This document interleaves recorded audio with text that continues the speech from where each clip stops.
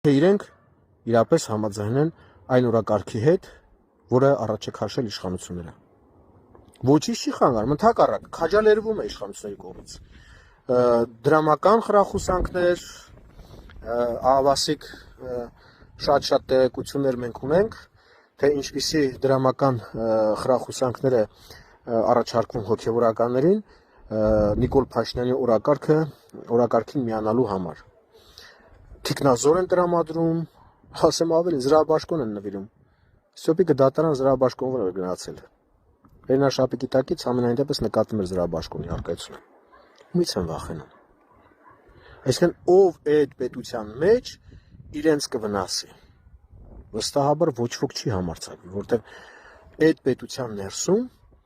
այսօր իրենք պետական պահպանության ներքո են։ Տեսեք, սիրելի քաղաքացիներ, սիրելի հավատացյալներ, ձեր վրա ճարած